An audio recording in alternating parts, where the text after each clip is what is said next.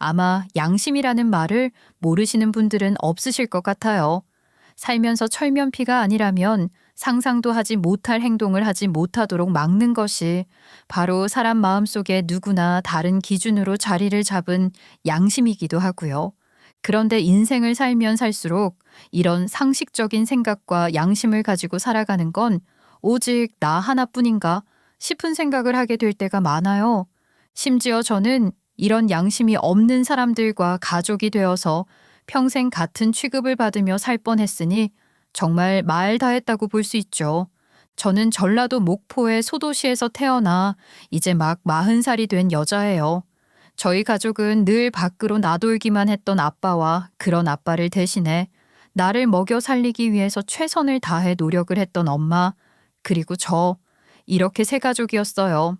누구나 그렇듯 자식에게는 아빠보다는 엄마의 존재가 더 크게 다가오는 건 물론이고 유대감도 더 깊듯 저 역시 저희 엄마와의 관계가 상당히 깊은데요. 저희 엄마는 제가 어릴 적부터 길거리에서 파는 좌판 포장마차를 운영하셨어요. 비가 오나 눈이 오나 쉬지 않고 나가서 포장마차를 열고 장사를 하시던 엄마는 악착같이 아끼고 쉬지 않으시면서 결국 그 길목에 정말 작디 작은 분식집 하나를 얻으셨고 그곳에서 평생 일을 하시면서 저를 키워내셨어요. 엄마가 열심히 일을 하시면서 살면 한쪽은 조금은 혜택을 본다는 말이 맞는 건지 아빠는 늘 열심히 하시는 엄마와 달리 늘 놀기 좋아하셨고 집에 들어오지 않으면서 하루하루를 보내는데 시간을 다 쓰시는 그런 분이셨어요. 덕분에 남들처럼 단란한 가족 같은 느낌은 전혀 없었고 어린 시절에 기억하는 엄마와 아빠는 늘 다툼이 끊이지 않는 그런 모습들 뿐이기도 했어요.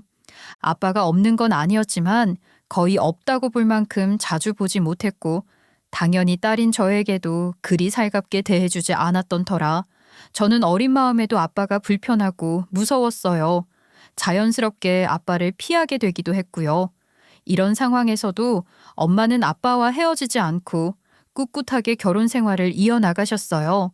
아마도 이혼을 하게 되면 제가 받게 될 인식이나 시선이 걱정스러웠기 때문에 말도 안 되는 결혼 생활이었지만 꾹 참으면서 어떻게든 버텨나가시려고 노력을 하셨던 것 같아요. 엄마는 정말 꿋꿋하게 결혼 생활을 유지하면서 살아내시려 노력을 했지만 결정적으로 엄마가 더는 아빠와 헤어질 수밖에 없는 일이 생기게 되면서 제가 이제 막 7살이 되던 해 저는 아빠가 없이 엄마와 단둘이 가족이 되어서 서로에게 의지를 하며 살아야 할 상황이 되었어요. 엄마와 아빠가 이혼을 하시게 되었거든요.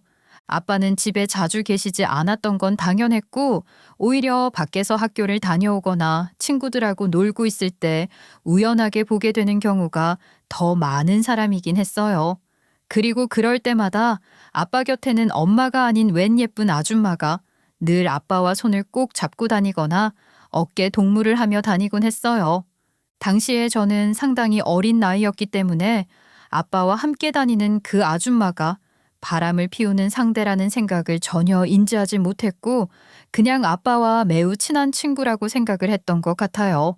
그래서인지 저는 밖에서 그 아줌마와 함께 걸어 다니는 아빠를 발견하면 엄마가 운영을 하는 분식집으로 가서 떡볶이를 먹으면서 아무렇지도 않게 아빠를 본 일에 대해 이야기를 했고 엄마는 그런 내 이야기를 들으며 어떤 내색도 하지 않고 덤덤하게 들었지만 이제 와 생각을 해보니 엄마의 속은 얼마나 썩어갔을까 하는 생각이 들면서 가슴이 아프더라고요. 엄마, 나 근데 아까 동길이랑 놀면서 아빠 봤어. 그래? 아빠가 이 시간에 거기서 뭐 하고 계셨을까? 아빠한테 인사했어? 아니, 어떤 아줌마랑 손잡고 가고 있었는데 아빠는 나 못 본 것 같았어. 그래? 아빠가 그 아줌마랑 많이 친해 보였어? 나랑 동길이처럼 친한가 봐. 둘이 막 어깨 동무도 하고 엄청 웃으면서 지나갔어. 엄마도 그 아줌마랑 친구야? 응, 응, 엄마도 아는 사람이지. 얼른 먹어. 식겠다. 엄마는 저에게 내색은 하지 않았지만 아빠가 내연녀와 제가 볼 수 있는 공간까지 나와서 다니고 있다는 사실을 알게 되자 더는 상황을 모르는 척 넘길 수 없다고 생각하셨고 이 일에 대해서 아빠와 이야기를 하던 중 결국 아빠의 폭탄 선언으로 이혼을 결정하시게 되었다고 제가 다 큰 후에 이야기를 해주셨어요. 당신 개집질하고 다니는 건 난 상관 안 해. 근데 적어도 우리 민주가 보게는 하지 말아야지. 당신 애 아빠잖아. 아이 그걸 어떻게 생겨? 당신도 알잖아. 나 사랑하는 사람 생겼다는 거. 그러니까 이렇게 이상하게 묶여놓지 말고 헤어지자고. 민주도 내가 다시는 안 찾을 테니까 나 보내만 줘라. 아빠의 당당한 요구를 듣고 더는 부부로 함께 호적에 올려서 산다는 것만이 전부가 아니라는 생각이 들었다고 하더라고요. 엄마와 아빠가 이혼을 하게 되었다고 해서 저에게 특별한 변화가 생기거나 아빠의 빈자리가 크게 느껴지는 일은 없었어요. 아빠는 이혼을 하기 전에도 집에 없었고 제 삶에 그리 큰 영향력을 미치는 사람은 아니었기 때문이기도 했고요. 오히려 아빠의 부재가 힘들거나 빈자리가 크게 느껴지는 일은 딱히 없다는 것이 저와 엄마에게는 오히려 다행이라면 다행이라고 생각할 수 있겠더라고요. 하지만 저와 달리 엄마는 아빠가 없이 저를 혼자서 키운다는 것이 쉽지 않게 다가왔던 것 같았어요. 그래서인지 자주 엄마 자신에게 이야기를 하듯 저에게 말을 하시곤 했어요. 민주야, 어떤 상황에서도 절대로 울지 마라. 너까지 무너지면 절대 안 된다. 알았지? 나는 엄마가 있으면 절대 안 무너져. 엄마 걱정 마. 그래, 우리 민주는 강하지. 엄마가 무너지지 않으려고 그렇게 말하는 거야. 엄마가 포기하고 싶을 때 우리 민주 생각하면 없던 용기도 막 생기거든. 민주는 엄마 힘이야. 학교 생활을 하게 되면서도 단 한 번도 저로 인해서 엄마가 학교에 불려가게 되는 일이 생기거나 저로 인해서 속이 썩는 일이 없도록 정말 바른 생활을 하면서 지냈어요. 무엇보다 분식집을 혼자서 운영하며 저를 키워내야 하는 엄마를 잘 알고 있었기 때문에 남들 다 하는 과외나 학원 한 번을 가지 않고도 공부를 곧잘 해냈고 반에서는 꾸준하게 상위권을 유지해왔어요. 덕분에 학교에서도 그리고 엄마에게도 저는 나름대로 기대를 하는 인재였기도 하고요. 사람에게는 누구나 공평하게 총 3번의 운이 온다고 하잖아요. 그런 운이 저에게도 어린 나이에 딱 한 번 오게 된 것 같은 경험을 하게 됐는데 그게 바로 기적 같은 대학교 입학이었어요. 엄마 혼자서 저를 키워내는 상황에서 저는 늘 가난하고 가망이 없는 현실 속에서 산다고 생각을 했는데 이상하게 대학교 진학을 앞둔 시점부터는 제 삶의 판도가 달라지는 듯한 느낌을 받게 되더라고요. 솔직히 학교에서도 상위권 성적을 유지하면서 지낸 건 사실이지만 전교일 2등을 다툴 만큼의 인재는 아니었는데 운이 좋았던 건지 저는 그 해 수능을 제 실력보다 훨씬 더 월등히 잘 봤어요. 그리고 덕분에 서울에서 완전 상위권 대학은 아니더라도 나름대로 사람들에게 학교 이름을 이야기하면 충분히 알 정도의 대학교 진학을 성공했어요. 무엇보다 좋은 성적으로 인해서 장학금을 받게 되면서 무료로 대학 공부를 할 수 있게 되는 기회를 얻게 된 것이 꿈만 같았어요. 엄마, 나 대학 가는 거 엄마 걱정 안 해도 돼. 내가 장학금 받으면서 엄마 부담 안 되게 공부 잘할게. 우리 민주는 엄마 걱정 하나도 안 시키고 착한 딸이야. 엄마 오늘만큼 행복했던 적이 없다. 고마워 우리 딸. 저는 엄마와 함께 사는 내내 엄마가 그렇게 환하게 그리고 진심을 다해 웃으면서 행복해하는 모습을 한 번도 본 적 없었어요. 그런데 제 대학 합격 소식은 엄마에게 그런 미소가 있다는 걸 알 수 있게 해줬고 그 웃음이 제 노력으로 인해서 가능했다고 생각하니 제 기분도 좋고 행복한 마음이 들어서 뿌듯했어요. 서울로 대학을 입학하게 되면서 저는 엄마와 떨어져 지내야 했어요. 제가 없는 엄마가 걱정스러운 마음이 들기도 했지만 제가 언제까지 이 동네에서 살 순 없었고 저도 얼른 서울로 나가서 공부를 열심히 하고 성공을 해야 엄마를 고생시키지 않는 것이라고 생각을 했기 때문에 마음을 굳게 먹은 후 서울로 상경을 했고 대학 생활을 시작했어요. 엄마는 대학 입학식 날 저와 함께 서울로 한번 오셨고 그 후로 기숙사 생활을 했던 터라 저를 보러 오지 못하셨다가 그 이후에 자취를 하게 되면서 서울과 목포가 거리가 꽤 됨에도 불구하고 한 번씩 제가 사는 곳으로 와 청소도 해주고 반찬이나 음식도 넣어주고 가시곤 했어요. 제 자취방에 올 때마다 엄마는 옷장 책상들을 보면서 늘 속상해 하셨는데 제 방은 여자 방이라고 믿을 수 없을 만큼 딱 필요한 것들만 있었고 옷도 딱 5벌 정도가 전부였거든요. 이 모습을 보며 엄마는 속상한 듯 이야기를 하셨어요. 우리 딸 고생이 많네. 다른 애들은 대학 다닌다고 꾸미고 화장도 하고 그럴 텐데 우리 딸은 여전히 고등학생 때 모습 그대로야. 어릴 적 엄마가 열심히 산다고 옷도 한 벌 못 해주고 장난감도 못 해줘서 그런가. 성인이 되었는데도 몰라서 못하는 건 아닌지 엄마가 그것 때문에 너무 미안하고 속상해. 아유 엄마 그런 소리 하지 마. 나도 다 알고 유행 아는데 나랑 안 맞아서 안 하는 거야. 그리고 나는 오히려 이런 게 더 좋아. 남들은 아마 평생을 살아도 이런 추억 절대 못 가질걸? 그니까 미안해하지 마. 엄마는 그런 나를 보며 늘 고마워했고 자랑스러워 하셨어요. 그리고 그런 엄마를 알기에 저는 더 자랑스럽고 당당한 딸이 되기 위해서 노력했고요. 그렇게 대학 생활도 남들보다 빠르게 마쳤고 운이 좋게도 바로 취업에 성공을 했죠. 회사 생활을 하면서 연애는 생각이 없었던 것이 사실인데 우연히 같은 계열사의 친구로부터 지금 남편을 소개받았고 그 사람과 연애 후 결혼까지 하게 되었어요. 결혼 생활을 하던 중 얼마 지나지 않아 저에게는 악재 또한 생겼는데요. 바로 엄마가 평생을 열심히 일만 하고 살아서 그랬는지 뇌출혈로 갑자기 쓰러지셨고 병원에 입원을 하게 되신 일이었어요. 지금은 많이 회복을 하셨지만 자식이라곤 저 하나였기 때문에 같이 살지는 못하더라도 제가 살고 있는 근처 요양병원에 모시면서 매일 같이 왕래를 하고 지내고 있어요. 남편은 친구로부터 소개를 받았고 그 당시 제가 남편에게 끌렸던 포인트는 바로 고향에서 봤던 많은 사람들의 모습에서 묻어나오던 정겨움과 따뜻함 때문이었어요. 굳이 따지자면 시골에서 올라온 시골 출신인 저를 오히려 존중해주고 존경스러워 해줄 줄 아는 정말 따뜻하고 자상한 사람이었거든요. 어린 시절 아버지가 외도를 했고 그로 인해 남자라는 존재에 대해 불신이 굉장히 강했던 저였기 때문에 오히려 이성을 만날 때 경계를 많이 했는데 유일하게 남편은 그런 경계심을 서서히 풀 수밖에 없도록 만들어준 유일한 사람이기도 했고요. 남편은 보험계에서는 고시라고 불리는 시험을 합격한 계리사였고 남편 집 전체가 전부 다 공무원 집안이었어요. 그렇기 때문에 처음 소개를 받고 본격적으로 만남을 시작하고 난 후 들었을 때에는 나와는 전혀 다른 세계 사람이구나.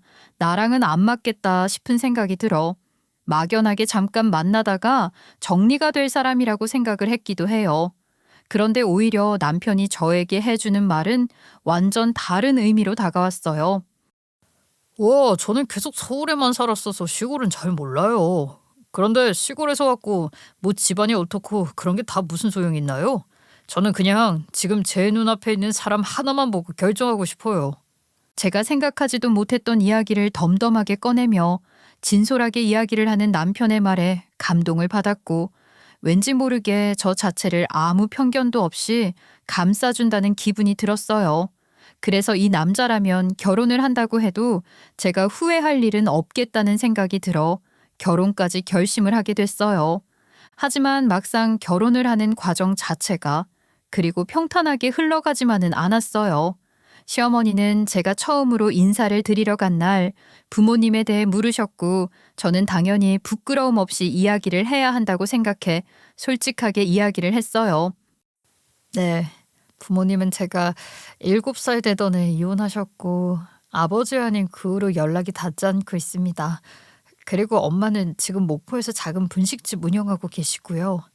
솔직한 제 이야기를 듣자마자 시어머니는 표정이 차갑게 식는 걸 느꼈어요. 그리고 아무도 듣지 못하도록 작은 목소리로 이야기를 하셨지만 워낙 귀가 밝고 눈치가 빨랐던 제 귀에는 토시 하나 틀리지 않고 그대로 귀에 들어와 상처로 남았죠. 아유, 수준 차이가 나도 정도껏 나야 하는데 이건 뭐 말도 안 되는 수준을 데려왔네.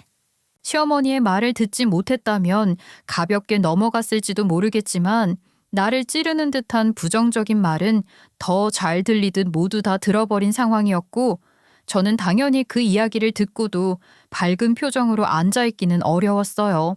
다만 제가 들으라는 식의 이야기도 아니었다 보니 어떻게 반응을 해야 할지 몰라서 어색하고 있는데 시어머니는 제가 들었다고 생각하지 못했는지 완전히 표정을 바꾸면서 저에게 친절하게 이야기를 하시더라고요.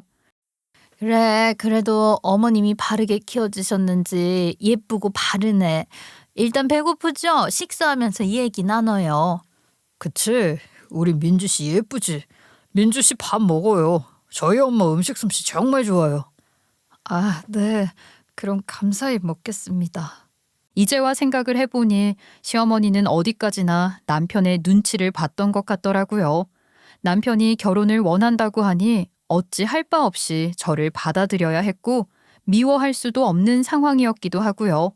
이런 찜찜한 상황들이 있다면 결혼을 하지 말았어야 하는데 저는 모든 것들이 다 남편으로 인해 해결될 것이라고 굳게 믿고 흐린 눈으로 결혼을 했고 결혼과 동시에 시어머니의 은근한 아니 어쩌면 너무 대놓고 무시를 하는 멸시를 참으면서 결혼 생활을 해 나가야 했어요.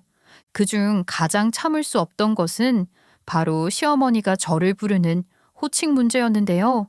저를 며느리라고 부르거나 이름을 불러주지 않으셨고 남편이 없을 땐 꼭 저를 분식집 딸 또는 시골애로 부르셨어요.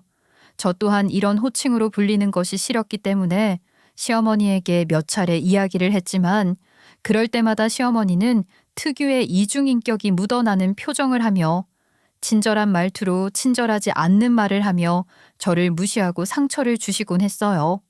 특히 시어머니는 별 다른 일이 없어도 저만 보면 트집을 잡고 저를 깎아내리는 말을 하는 걸 즐기셨는데 그런 말 또한 특유의 친절한 말투와 그렇지 못한 내용을 담아서 서슴없이 하시곤 했어요. 아야, 김치 냄새. 이게 다 무슨 냄새예요? 냄새는 분식집 따님에게서 나야 하는 게 아니라 밖에서 사온 김치에서 나야 하는데. 그지요? 씻어도 잘 안 사라지나 보네요. 출시는 뭐 속이는 건가? 저는 시어머니의 인격 모독성 발언을 들을 때마다 기분이 상하고 화가 나는 마음에 시어머니에게 보란 듯이 말을 받아쳤어요.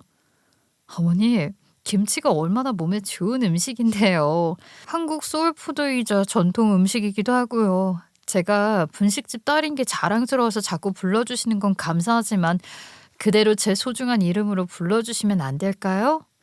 제가 이런 식으로 시어머니의 말을 받아치면 그때마다 시어머니는 이내 표정이 싹 변하면서 저를 경멸하듯 바라보며 이야기를 하시곤 했어요. 그래요? 우리 분식집 딸 며느님. 배운 건 있다고 할 말은 하시네요.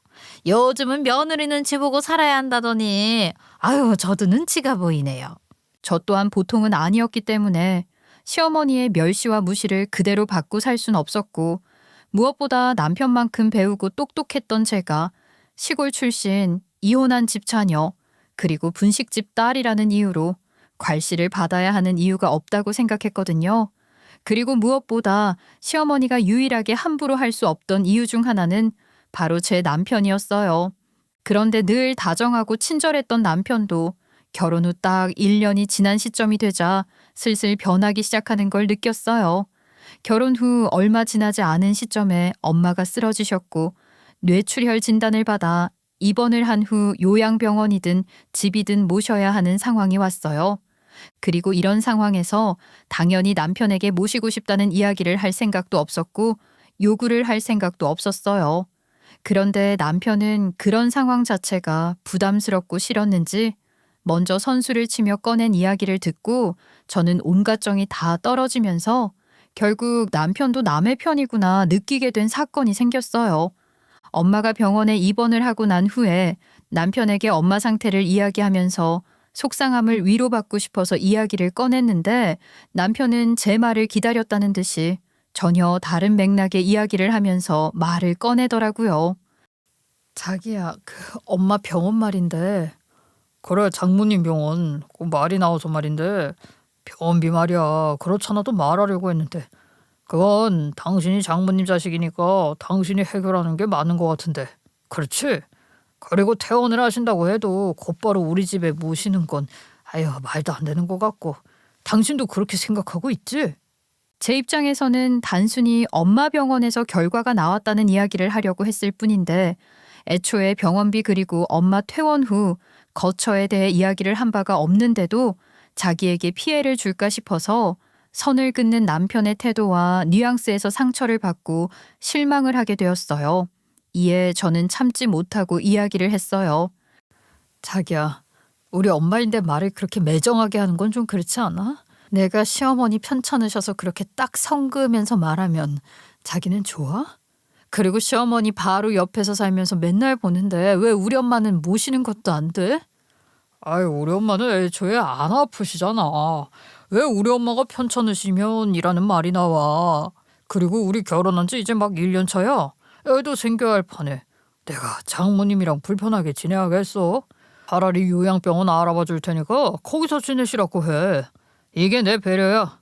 남편의 태도는 어디까지나 저희 엄마는 자신의 부모가 아니기 때문에 상관이 없다는 듯한 말투로 들렸고 그 자체로 이미 너무 서운하고 화가 나는데 단 1원도 엄마를 위해 투자하고 싶지 않다는 모습을 보이니 결국 그 시어머니의 그 아들이구나 싶은 생각이 들더라고요.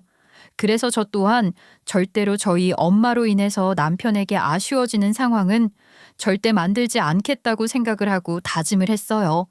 그 후로도 시어머니와 남편은 하루가 다르게 저를 자신들보다 아래 사람으로 생각하면서 저를 대하는 것을 확연하게 느꼈고 저는 그들과 나는 완전 남이라는 생각을 하면서 제가 회사를 다니며 번 돈을 통해서 저희 엄마 병원비를 충당하는 것과 함께 요양병원으로 모시는 것까지 모두 다 책임을 지면서 단 1원도 도움도 받지 않고 오직 제 능력으로 엄마를 케어하면서 지냈어요. 그러던 어느 날 남편과 시어머니 둘 다에게 실망을 하고 서운함이 몰려오는 일이 생겼고 저는 그 일을 결정적인 계기로 해서 더는 시댁 식구들과 남편의 눈치를 보지 않고 오직 저희 엄마 하나만 신경 쓰면서 살아가야겠다는 다짐을 하게 되는 일이 생기게 되었어요. 여느 때와 별 다른 것 없이 저는 퇴근을 하고 난 후 엄마가 계신 요양병원을 들렀다가 집으로 돌아왔는데 평소라면 TV를 보거나 서재에서 책을 보는 인기척이라도 느껴졌던 집에서 어떤 소리도 들리지 않았어요. 분명히 출근을 할 때만 해도 남편이 오늘 출장을 간다고 하든지 야근을 한다는 이야기를 하지 않았기 때문에 단순히 퇴근이 늦어지나 싶어서 기다리고 있었는데 남편은 밤 12시에 넘어서도 들어오지 않더라고요. 한참을 기다려도 오지 않는 남편이 이상하기도 하고 그래도 같이 사는 부부인데 무슨 일이 생긴 건 아닐까 싶은 마음에 전화를 걸었고 한참을 받지 않다가 자다 깬 목소리로 짜증을 내면서 전화를 받아 저에게 화를 내더라고요. 아 지금 시간이 몇 시야? 상식적으로 지금 전화하는 게 맞아? 안 받으면 자나보다 하던가. 아내 집에도 없는데 어디서 잔다는 거야? 왜 안 들어오고? 나 오늘 휴가 내고 친구랑 일본 왔어. 이번 주 내내 집 안 들어갈 거니까 그렇게 알고 연락하지 마라. 남편은 제가 이야기를 마저 하기도 전에 전화를 끊어버렸고 그런 남편의 태도에 황당하고 어이가 없어 잠을 설치다가 다음날 시어머니에게 연락을 해 이 사실을 알고 계시냐고 물었어요. 아니 분식집 따님은 아들도 없는데 연락을 하시고 그러세요? 어머니 남편 일본 간 거 알고 계셨나 보네요. 당연히 알죠. 저한테 말은 하고 갔으니까요. 아들 없으면 우리가 굳이 다정하게 대해야 할 사이는 아닌 것 같은데 끊으세요. 시어머니는 이미 다 알고 있다는 듯한 말로 전화를 받더니 아들이 없으면 굳이 연락을 할 이유가 없다면서 제 전화를 끊어버렸어요. 어이가 없어도 이렇게 없을 수가 없는 상황에서 이 가족들이 정말 저를 가족 구성원으로 생각은 하는 건가 싶은 생각이 들기도 하고 나를 이렇게나 무시를 하는 상황이 참지 못할 정도로 화가 나더라고요. 그래서 저 역시 순간적으로 회사에 휴가를 냈고 젊어서는 일하느라 여행 한 번을 못하고 늙어서는 아파서 어디도 못하는 엄마를 모시고 여행을 가기로 결정을 했어요. 생각을 해보면 남편은 저한테 한마디 상의도 하지 않고 누구와 왜 갔는지조차 밝히지 않고 일본 여행뿐만 아니라 가고 싶은 곳은 다 다니고 있는데 저라고 그렇게 하지 못할 이유가 뭘까 싶은 생각이 드니까 억울하고 화가 나더라고요. 그래서 저는 고민도 하지 않고 엄마를 모시고 여행을 준비했고 아직은 몸이 좋지 않은 엄마와의 여행이니 해외 대신 국내 여행으로 속초 여행을 가기로 결정했어요. 곧바로 엄마에게 전화를 했죠. 엄마, 뭐해? 오늘 몸 상태 어때? 답답하지는 않아? 딸, 출근했어? 엄마 몸 상태 컨디션 좋아, 오늘. 조금 답답한데, 이따가 간병인 선생님이랑 산책 가려고. 엄마도 이제 좀 나아졌다고 하고 그러니까 오늘은 나랑 좀 놀아줄래? 나도 숨 좀 쉬면서 살고 싶어서 그래. 나 엄마랑 둘이 여행 가고 싶은데 같이 가줄 거지? 갑자기 여행? 나랑 가면 너 힘들지 않을까? 엄마는 좋긴 한데. 엄마랑 가는데 내가 왜 힘들어? 엄청 좋지. 엄마 아프니까 이번에는 해외여행은 못 가고 우리 목포 살면서 강릉, 속초 이런 데 한 번도 못 가봤잖아. 우리 거기 가볼래? 아휴, 너무 좋지. 엄마 좋아. 그러면 엄마 간병인 선생님 좀 바꿔줘. 짐 준비하는 것만 좀 부탁드릴게. 내가 지금 갈게. 엄마는 제가 한 제안이 내심 좋으셨는지 아픈 몸임에도 불구하고 같이 나서겠다고 이야기를 하시며 들떠 하시더라고요. 해외로 여행을 가면 더 할 나위 없이 좋았겠지만 아직은 거동이 완벽하게 편한 것도 아니고 혹시 모를 상황을 대비하는 것도 필요했기 때문에 비교적 국내에서 가보진 못했던 속초로 목적지를 정했고 한 번도 묵어보지 못한 펜션에서 하루를 보내고 다음 날부터는 좋은 리조트 호텔에서 지낼 수 있도록 예약을 했고 엄마와 그곳으로 기분 좋게 향했어요. 엄마와 펜션으로 가기 전 바다 구경도 하고 맛있는 속초 명물 음식도 맛보면서 즐거운 시간을 보냈어요. 엄마는 오랜만에 나온 여행에 피곤함도 잊었는지 기분이 좋다고 연신 이야기를 하시며 여행을 즐기시더라고요. 그런 엄마를 보니 저 또한 기분이 좋아져서 엄마랑 오길 정말 잘했다는 생각이 들었어요. 시간이 흐르고 저녁이 되자 피곤한 엄마를 위해 빠르게 속초에 예약을 해둔 펜션으로 들어가 짐을 풀고 이런저런 이야기를 나누면서 회포를 풀고 있었어요. 오늘 딱 하루만 경험을 하려고 이곳에서 지내고 내일부터는 속초에서 제일 좋은 호텔 리조트 예약을 해두었으니 그곳에서 편히 쉬면서 마사지도 받고 힐링을 하자는 이야기를 하며 즐겁게 웃으면서 시간을 보냈죠. 그렇게 살면서 처음으로 그리고 오랜만에 어린 시절로 돌아간 것처럼 엄마와 펜션에서 하룻밤을 보내는 그날 밤 공교롭게도 남편의 본 모습을 제가 직관을 하게 되는 일이 생기게 되었어요. 우연하게 엄마가 필요하다고 하는 물건이 있었고 그 물건을 하기 위해서 엄마만을 펜션에 둔 채 문 앞으로 나와서 신발을 신다가 회사에서 온 연락을 받으려 잠시 서서 메시지를 보내고 있었어요. 평일이었고 성수기도 아니었기 때문에 매우 조용했고 당연히 그곳을 엄마와 내가 빌린 듯이 보낼 수 있다고 생각하고 왔는데 의외로 저희 바로 옆방에도 사람이 있는 것 같더라고요. 펜션 구조 자체가 좀 특이해서 각자 문 밖에 발코니 같은 것이 있고 앉아서 쉴 수 있는 공간이 있었는데 시스루 커튼으로 가려져 있어 잘 보이지만 프라이버시를 위해서 굳이 시선을 두고 있지는 않았어요. 그런데 옆방 어딘가에서 익숙한 목소리가 고요함을 뚫고 들려오더라고요. 제가 놀란 건 분명히 누가 봐도 제 남편의 목소리였어요. 워낙 특이한 목소리였고 또 말투나 억양이 시어머니와 비슷했기 때문에 남편 목소리를 착각할 리는 전혀 없었거든요. 그런데 그 내용은 어이가 없기도 하고 황당한 수준이었기 때문에 도대체 어떻게 상황이 흐르는 건지 알 수 없는 상태에서 궁금함을 참지 못하고 저는 시선을 시스루 커튼 쪽으로 옮겼고 제가 본 광경은 충격 그 자체였어요. 남편은 특유의 어투와 목소리로 그년 재산 다 뺏고 이혼할 거야. 걔가 능력은 좋아서 돈은 많잖아. 자긴 출산만 신경 써. 내가 설계 다 해놨어. 저는 아주 오래 전 시어머니에게 인사를 드리러 간 날도 조용히 했던 이야기마저 모두 다 들을 정도로 청력이 좋았던 탓에 남편이 어떤 여자를 상대로 하는 그 말을 모두 다 토시 하나 틀리지 않고 똑똑히 들을 수 있었어요. 그리고 커튼 사이로 남편으로부터 가려져 있던 여자의 얼굴을 보고 난 후 저는 황당함도 잠시 이 상황을 이대로 넘길 순 없다고 생각한 나머지 빠르게 이성을 찾고 가지고 있던 휴대전화 카메라를 킨 후 영상을 촬영했어요.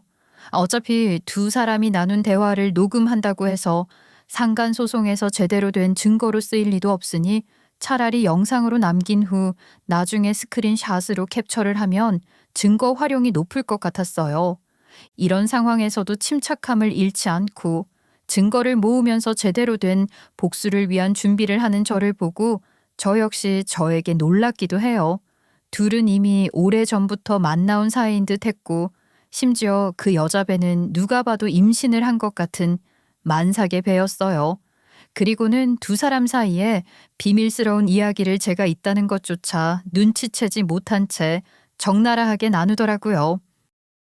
근데 오빠 와이프 내가 오빠의 임신했었고 결혼까지 한 거 알면 나 가만 안 두지 않을까? 내가 소개까지 해서 둘이 결혼하고 또 내가 결혼식 부케도 받았는데. 저는 조용히 영상을 촬영하다가 그 상간녀가 하는 말을 듣고 정말 순식간에 온 몸에서 피가 다 빠져나간다는 것이 어떤 느낌인지를 제대로 느끼는 체험을 했어요. 남편으로 인해서 상간녀의 만삭의 배만 보였을 뿐 얼굴은 확인하기가 어려웠는데 대화 맥락을 통해서 그 상간녀가 다름 아닌 저에게 남편을 소개해줬던 계열사 친구라는 걸 한 번에 알 수 있었거든요. 그리고는 자세를 바꾸려고 몸을 움직이는 남편의 어깨 틈 사이로 똑똑히 그 여자의 얼굴을 확인했어요. 어이가 없게도 둘은 이미 오래전부터 연인이고 부부인 것처럼 나란히 발코니의 테이블 의자에 앉아서 상간녀의 불러온 배를 사랑스럽게 만지면서 이야기를 나누고 있던 것이었어요. 제 남편과 바람이 난 것도 모자라 남편의 애까지 가졌다는 사실을 한 번에 알게 되니 정신이 혼미해질 정도로 충격적이었어요. 그런데 문제는 두 사람은 불륜 이외에도 저에게 절대로 알려져선 안 될 비밀이 하나 더 있더라고요. 지금처럼 너는 너 회사에서 어느 정도 해먹고 나도 회사에서 지금 조금씩 해먹고 그래서 돈 좀 모으면 충분히 몇 년 안에는 제대로 한탕하고 너랑 나랑 이민 가서 행복하게 살 수 있다니까. 그럼 뭐 그년이 너가 내 애 가졌다는 거 알게 뭐야. 그래도 그 전에 알게 되면 그 성격이 다 가만히 안 들 것 같은데. 아, 그리고 회계도 아슬아슬하고 나 맨날 쫄려 죽겠어. 다 모으기 전에 나는 그년이랑 정리할 거야. 푼돈이겠지만 뺏을 건 뺏고 너 있는 거 숨기고 정리하면 돼. 내가 다 설계하고 있다니까. 걱정하지 말고 너는 애만 잘 신경 써. 알았지? 이 모든 사실들을 다 듣고 영상으로 모두 다 기록을 남긴 후에 실망을 한 표정으로 다시 엄마가 있는 펜션 안으로 들어갔고 얼굴이 새하얗게 질린 차에 들어오는 저를 보면서 엄마는 걱정스러운 듯 무슨 일이냐고 물으셨어요. 저는 엄마를 보자마자 눈물을 흘리면서 제가 방금 보고 온 그 말도 안 되는 상황들에 대해서 이야기를 했고 어떻게 해야 할지 모르겠다면서 이야기를 했어요. 제 이야기를 모두 들은 엄마는 처음에는 제 이야기를 듣고 당황한 듯 어떤 말도 하지 않은 채 있다가 이내 정신을 차린 듯 엄마와 단둘이 살기 시작한 그 순간부터 저에게 주문처럼 이야기하던 그 말을 다시 한번 저에게 해줬어요. 민주야, 알지? 너 절대 무너지지 않을 거야. 지금껏 잘 버텨왔잖니. 별거 아니야. 오히려 이렇게 알게 되니 너무 잘 됐지 뭐야. 방금까지는 너무 힘들고 어떻게 해야 할지 몰랐는데 엄마가 그렇게 말해주니까 바로 정신이 드네. 이제라도 알았으니 이제부터라도 내가 당한 추모 제대로 갚아줄게. 나 엄마 딸이잖아. 어차피 결혼을 한 지도 얼마 되지 않았고 오히려 저들이 저에게 증거를 준 셈이나 다름이 없으니 이제부터라도 내가 당했던 수모를 제대로 갚아줄 차례가 왔다고 생각을 하고 복수를 준비했어요. 사실 마음 같아선 불륜도 모자라 횡령까지 하면서 부도덕한 행동은 죄다 하고 있는 저 두년놈들을 당장이라도 경찰을 불러서 유치장 신세라도 지게 하고 싶은 마음이 굴뚝 같았지만 사안이 사안인지라 당장 경찰을 부른다고 한들 해결될 수 있는 문제가 아니라는 생각이 들었어요. 그렇기에 저는 모든 상황을 다 녹화해둔 영상과 영상에서 중요한 스킨십이 담긴 부분을 캡처를 한 후에 조용히 다음 날 두 불륜 남녀의 눈에 띄지 않도록 펜션을 나와 돌아갔어요. 고작 그런 것들 때문에 엄마와의 처음이자 마지막 여행을 망칠 수는 없다고 생각했던 저와 엄마는 그 일을 겪고도 아랑곳하지 않고 남은 여행을 즐기면서 추억을 만들었어요. 어차피 결혼 생활을 하면서도 서로에게 뜬 마음이었고 그 와중에 바람까지 난 상황이었기 때문에 솔직한 심정으로 두 사람을 헤어지게 하거나 떼어놓고 싶은 마음은 없었어요. 그러니 여행에서 돌아와 차근차근 준비를 하고 복수를 하면서 제대로 내 인생에서 지워주는 일만 하면 된다고 생각했고요. 여행에서 돌아온 후 이틀 정도 더 휴가를 낸 후에 제가 찾아간 곳은 변호사 사무실이었어요. 제가 가진 영상과 증거들을 토대로 두 사람의 부정행위를 입증하고 이혼 소송까지 진행할 수 있는지 여부를 확인하는 것이 가장 중요했고 또 두 사람이 나눈 대화 내역 중에 횡령을 하는 정황이 분명하게 드러난 부분이 있는데 이 내용을 어떤 식으로 활용해서 두 사람 모두 제대로 된 처벌을 받게 할 수 있을지가 너무 궁금하기도 했고요. 변호사는 제가 가져온 증거들과 사실관계를 모두 다 확인하고 검토를 한 결과 남편과 상간녀는 이미 충분한 외도를 하고 있고 인정받을 수 있다고 했어요. 그리고 상간녀가 남편의 아이까지 임신을 한 상태라고 한다면 외도로 인한 불법성이 더 높게 측정될 수 있기 때문에 높은 책임으로 위자료 청구가 가능하다고 했어요. 물론 남편을 상대로 한 이혼 사유도 가능하며 동시에 소송을 통해 위자료 청구도 가능하다고 했고요. 다음으로 남편과 상간녀가 나눈 각자의 직장에서의 불법적인 횡령에 정황이 담긴 영상에 대해 이야기를 나누었는데 이를 모두 확인을 한 변호사는 일단 해당 내용에 대해서는 각 회사에 정식으로 투고를 하는 것이 가장 확실할 것 같다는 방향을 제시해 줬어요. 그리고 난 후 회사 차원에서 제대로 된 내사에 착수하도록 하고 정말로 혐의가 있다면 회사 측에서 양 당사자를 고소하는 방식으로 처벌을 받도록 할 수 있다고요. 마음 같아선 지금 당장이라도 이 영상을 들고 회사로 찾아가거나 경찰에 신고를 하고 제 눈앞에서 두 사람 모두 다 끌려가는 꼴이 보고 싶었지만 현실적으로 그렇게 드라마처럼 통쾌하게 이루어지는 일은 없더라고요. 아쉽지만 변호사가 알려준 방향대로 사건을 해결해야 했고 도움을 받아서 각 회사의 횡령 정황에 대해 투고를 했어요.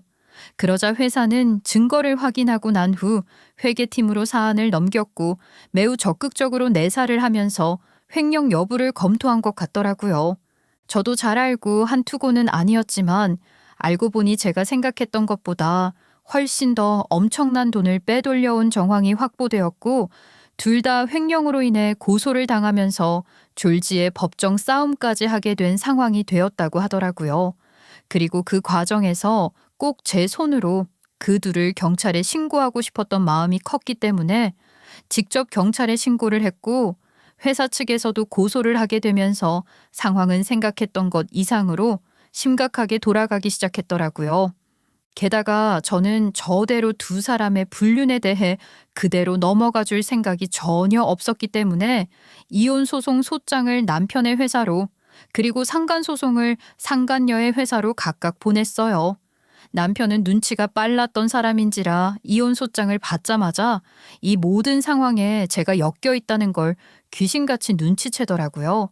그리고는 저를 찾아왔고요. 에이씨, 너 미친 거 아니야? 아니, 지금 회사 건도 너랑 연관 있지? 솔직히 말해. 너 몰래 내 핸드폰 뒤졌지?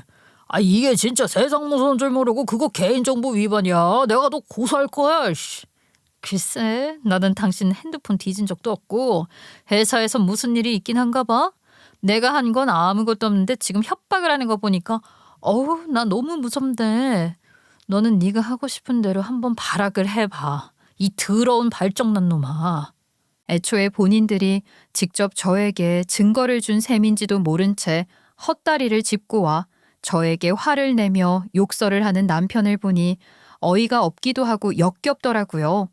그래서 그동안 참으면서 입 밖으로 꺼내지 않았던 더러운 발정난 놈이라고 내지르니 속이 시원하고 기분이 좋더라고요. 제 말에 화가 잔뜩 났고 독이 올랐는지 남편은 정말로 저를 고소했더라고요. 웃긴 건 저는 개인정보를 몰래 유출한 적도 없고 불법적으로 증거를 모은 적도 없으니 당연히 경찰 조사를 받고 난 후에 혐의가 없다는 결과를 받았죠. 바람이 나고 나를 배신하고 농락한 것에 대한 대가를 이혼과 상간소송 정도로 마무리를 하려는 저를 자꾸 자극하는 남편이었기에 저는 남편의 고소에 오히려 무고로 고소를 했어요. 한편 상간소송 소장을 받은 상간녀는 소장을 받자마자 조급한 마음이 들었는지 저에게 찾아와 아이를 가졌음에도 불구하고 성질대로 화를 내면서 막말을 하기 시작하더라고요. 그런 모습을 보니 정말 두 사람이 쌍으로 잘 만났구나 싶으면서 천생연분이라는 생각이 들었어요. 야, 너 미쳤어? 내가 왜 상간녀야? 내가 너보다 먼저 애도 가졌어. 그리고 원래 그 집 며느리 자리도 내 거였다고. 근데 내가 왜 상간녀야? 왜? 너는 결혼했으면 분식집 딸이라고 불리는 것도 모자라서 더한 취급받을 것 같아서 애초에 며느리 자리 꿈도 못 꾼 거 아니니? 그러다 결국 내가 너무너무 잘 사는 것 같으니까 이렇게 비겁하고 더러운 방법으로 남편 가지려고 한 거 아니냐고. 근데 어쩌니? 넌 분식집 딸도 아니고 쪽방촌 딸 취급받으면서 살 것 같은데. 내가 그 집구석 줄 순 있는데 너 괜찮겠어? 뭐? 이게 못하는 소리가 없어. 야, 너 그때 남편 일본 여행 갔을 때 너 밤에 개념 없이 전화했을 때 그때도 나랑 있었어. 알기나 해? 넌 어디까지나 내가 네 남편 편하게 만나려고 세워놓은 마네킹이야. 알아? 상간녀는 제가 한 말에 제대로 긁혔는지 화를 내면서 그동안 저는 자신이 남편을 만나기 위해서 만들어 놓은 마네킹 그 이상도 이하도 아니라는 이야기를 하더라고요. 그러면서 일본 여행도 본인이랑 간 것을 아냐면서 정신 승리를 하려고 하길래 저는 오히려 초연하게 이야기를 했어요. 지연아, 너 내가 알던 그 지연이 맞니? 왜 이렇게 망가졌어? 지금 뱃속에 애도 있다는 애가 교양 있게 굴어야지. 네가 못 가지면 말지 어떻게 사람을 이렇게 배신하니? 그것도 나한테 네가 이제 네가 줘도 안 가져. 지겹고 역겨운 저 남자랑 너는 그렇게 살고 싶으면 너 다 가져. 저 남자 엄마까지 다 가져. 그 대신 가져가는 값은 제대로 치르고. 상간녀이기 전에 그리고 남편을 만나게 해준 사람이기 전에 저와 입사 직후부터 매우 친했고 서로 모든 속 이야기를 터놓고 했던 친구였던 상간녀가 저를 이렇게 배신하고 이제는 보기도 힘들 정도의 행동을 하며 발악을 하는 모습을 보니 마음이 이상하기도 하고 허무하기도 하더라고요. 저는 마지막 말을 끝으로 자리를 떴지만 아직도 분이 풀리지 않았는지 상간녀는 저에게 지속적으로 연락을 하며 소송을 취하하라는 식의 협박을 해왔지만 이미 시작을 하기로 마음을 먹은 이상 제가 마음을 돌릴 일은 없었기에 눈 하나 깜짝하지 않은 채 제가 계획을 했던 일들을 차근차근 진행해 나갔어요. 그렇게 이혼 소송과 상간 소송은 모두 다 자연스럽게 진행이 되었고 남편도 제 소송을 받고 보통 일은 아니라고 생각을 했는지 빠르게 대리인을 선임해 반소를 청구하면서 끝까지 맞대응을 하더라고요. 결혼 기간이 상당히 짧았음에도 불구하고 우리 둘 사이에는 정말 많은 부조리와 일들이 존재했기 때문에 서로 조금도 양보를 하지 않으려고 했고 덕분에 소송은 꽤 오랜 시간이 걸려서 마무리가 되었어요. 아무리 오랜 시간이 걸린다고 하더라도 저는 제가 받은 억울함과 서러움 그리고 전 남편의 파렴치함과 외도로 인한 보상만 제대로 받는다면 문제가 없다고 생각했기 때문에 꿋꿋이 버티면서 소송에 임했고 결과적으로는 짧은 결혼 기간에도 불구하고 전 남편의 혼외자로 인한 유책성이 꽤 크게 인정되는 결과를 얻을 수 있었어요. 고작 그 정신적 손해배상이 3천만 원, 그리고 상간녀에게 받은 위자료 3천만 원이 전부였지만 그래도 저만큼 그들에게도 정신적 고통을 안겨주면서 행동에 대한 책임을 질 수 있게 했다는 것에 큰 의미를 두기로 했어요. 전 남편과의 재산 분할에 있어서도 결혼 준비 비용부터 시작해서 집 마련에 80% 정도를 기여한 부분, 가사 노동까지 모두 다 인정을 받으면서 오히려 저에게 유리한 결과로 판결을 받아내 마무리할 수 있었어요. 물론 저와의 송사는 이 정도로 마무리가 되었지만 그 외 횡령건에 대해서는 아마 쉽게 해결을 하지 못했고 형사처벌을 피하지 못하게 되었다는 후문이 들려오더라고요. 당연히 회사에서 잘리게 되었고 업계 블랙리스트에 오르면서 동종업계에서 취업 자체가 어려워지는 결과를 얻었다고 소문이 자자하더라고요. 결국 본인들이 한 행동으로 인한 일이니 이것이야말로 제대로 된 인과응보가 아닐까 싶은 생각이 들었고 속이 다 시원한 마음이 들더라고요. 아직도 그날 제 눈으로 직접 보고 들었던 전 남편과 상간녀의 대화를 들으면 지금도 온몸에 소름이 돋는 기분이 들어요. 물론 그날 홧김에 엄마랑 급하게 떠난 속초 여행을 가지 않았다면 그 모든 일들을 몰랐을 것이고 어쩌면 아무것도 모른 채 전 남편의 일방적인 이혼 통보를 받게 되었을지도 모르지요. 그날 제가 그 모든 걸 미리 알지 못했다면 아마 지금 이 순간에도 전 남편과 시어머니의 수모 속에서 농락을 당하고 이혼까지 당하는 상황을 경험했을 것이라는 생각을 하니 오히려 그게 더 저를 괴롭히고 소름이 끼치네요. 하늘이 절 도운 건지 뭔지. 평소에는 여행도 잘 다니지 않고 오직 일만 해오던 제가 엄마와 함께 여행을 하기로 결정을 하고 하필 또 제가 엄마와 하룻밤을 보내게 된 곳에서 전 남편과 상간녀가 함께 묵게 된다는 확률이 얼마나 될까 싶기도 하네요.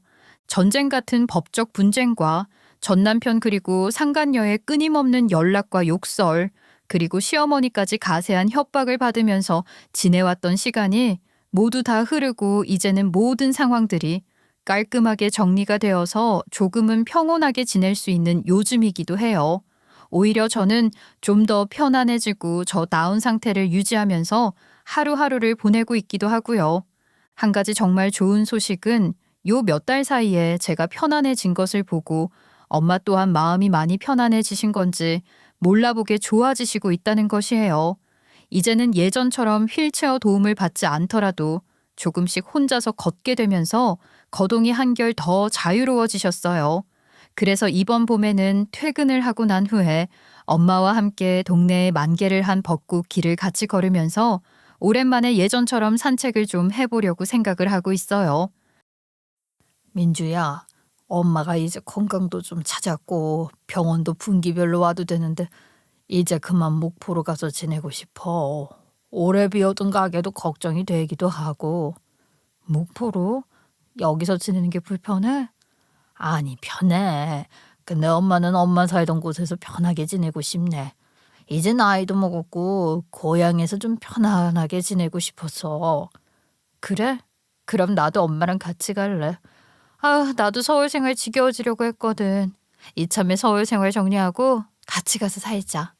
엄마의 이야기를 듣고 잠시 고민을 하긴 했지만 저 또한 엄마와 함께 이참에 서울 생활을 모두 정리하고 다시 목포로 돌아가기로 결정을 했고요. 대기업에서 꽤 많이 쌓아 올린 커리어였기 때문에 제가 퇴사를 한다고 하니 회사에서는 재택근무로 전환을 해줄 의향이 있고 서울에 몇 차례 오고 가는 걸 제안했지만 이제는 저도 팍팍하게 그리고 일에 치여서 사는 일은 좀 그만하고 엄마랑 편안하고 고즈넉한 삶을 누려보고 싶다는 생각이 강해서 큰 마음 먹고 제안을 거절하고 고향인 목포로 돌아왔어요. 엄마가 쓰러지신 후 엄마가 운영을 하시던 분식집은 한동안 문을 닫고 있었는데요. 목포로 돌아오자마자 엄마는 가장 먼저 걱정이 됐던 분식집 이야기를 하시더라고요.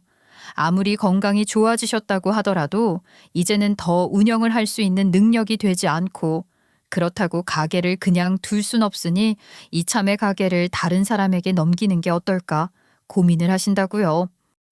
엄마, 어차피 나 백수라 목포 가서도 할 거 없는데 내가 엄마 분식집 이어받아서 해보면 어때?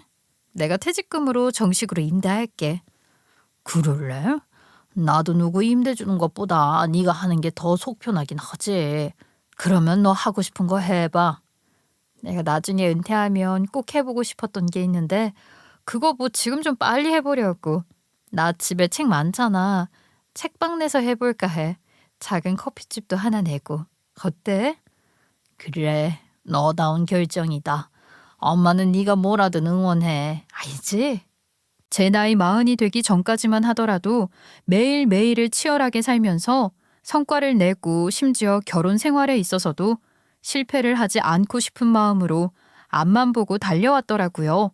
이렇게 저를 지탱하게 해준 건 어려운 상황이나 환경 속에서도 절대로 무너지지 말고 울지 말라고 했던 엄마의 강인한 이야기 때문이 아니었을까 싶기도 하고요. 사실 그 엄청난 일을 겪고 난 후에 제대로 된 복수를 했지만 막상 모든 것들이 다 정리가 되고 나면 저 자체가 심한 우울증이나 자괴감에 빠지진 않을까 걱정을 많이 했어요. 그런데 그동안 제가 워낙 겪어온 일들이 많고 또 전 시댁 식구들로 인해서 당한 것들이 많아서 그런지 오히려 통쾌한 마음이 들고 속상하거나 힘든 마음은 단 하나도 안 들더라고요. 이 정도 마음이 드니 결국 저와는 인연이 아닌 사람들이었는데 제가 억지로 끌고 온 건 아닐까 싶은 생각이 들기도 하고요. 이제와 생각해보니 모든 일들과 벌어진 상황들이 전부 다 제가 겪어야 하고 반드시 넘어가야 할 그런 것들이 아니었을까 하는 생각이 들기도 해요. 앞으로 살 날은 많고 또 저에게 어떤 일들이 생기게 될지는 아무도 모르지만 지금처럼 현명하게 그리고 냉정하고 해결을 해 나갈 수 있도록 노력을 하려고 해요. 앞으로 남은 시간, 아니 어쩌면 저보다 엄마에게 남은 시간을 후회 없이 그리고 행복할 수 있도록 알차게 보내면서 지내보려고 해요. 살면서 앞으로 또 다시 결혼을 하게 될 수도 있고 또 다시 서울로 돌아가서 제가 살던 치열한 인생을 살게 되는 날이 올지도 모르죠. 그런 상황이 온다고 하더라도 저는 늘 똑같이 어떤 일이 있어도 울지 말고 무너지지 말아라 라는 엄마의 말을 새기면서 누구보다 씩씩하게 살아나가려고요. 저의 신기하고 막장 같은 시댁 이야기와 속 시원한 복수 이야기를 들으면서 여러분들의 마음도 속 시원하게 뚫리셨다면 좋겠어요. 앞으로 제 인생도 응원해 주시면 좋겠고요. 제 이야기를 들어주셔서 감사합니다.